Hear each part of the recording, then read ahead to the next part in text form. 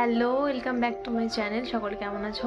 আজকে শনিবার। আজকে ভাবলাম যে প্রচণ্ড যেহেতু ঠান্ডা পড়েছে আর আমি আমার ডেইলি লাইফের কোনো ব্লগই তোমাদের সাথে শেয়ার করছি না, তো আজকে একটু শেয়ার করি যে কীভাবে আজকে একটু বার্গার বানাবো। তো ঘরে অল্প কিছু জিনিস আছে, সেগুলো দিয়ে একটু বানাবো, কারণ বার্গার বানও কিনে নিয়ে এসেছিলাম, তোমাদেরকে আগেই বলেছি।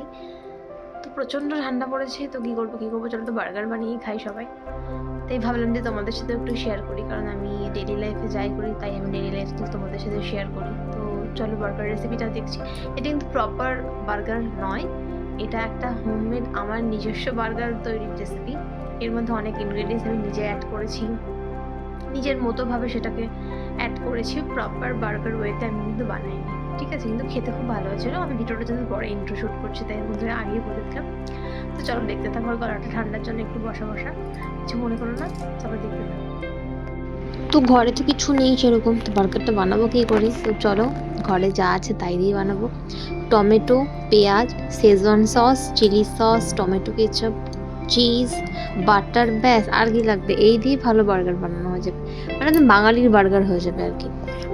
তো প্রথমে বার্গার বানগুলোতে শেজওয়ান সস, টমেটো কেচাপ ভালো করে লাগিয়ে নিয়ে একটু বাটার দিয়ে আগে ছেঁকে নিতে হবে, তারপরে ওগুলো লাগিয়ে নিতে হবে। তার উপর দিয়ে টমেটো, পেঁয়াজ এগুলো দিয়ে নিতে হবে।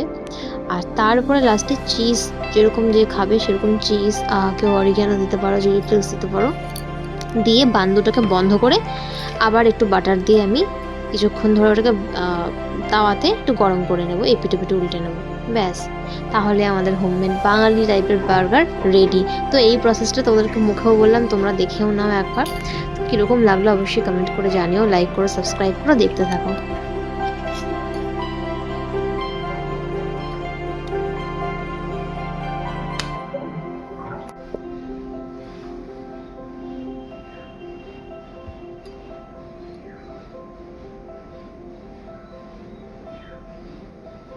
তো এই যে দেখো, আমি বানগুলোকে বন্ধ করে দিচ্ছি, যেরকমভাবে পেরেছি আর কি, যতটা ঘরে ইনগ্রিডিয়েন্টস ছিল তাই দিয়ে করেছি। তবে হ্যাঁ, খেতে কিন্তু খুব ভালো হচ্ছে, যেহেতু আমি ভিডিওটা খাওয়ার পরে বানাচ্ছি, মানে ইন্ট্রো দিচ্ছি, তারপরে তোমার ভয়েস ওভার দিচ্ছি।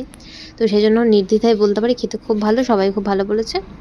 তো তোমরা কিন্তু দেখতে থাকো আর অবশ্যই কমেন্টে জানিও কীরকম লাগলো।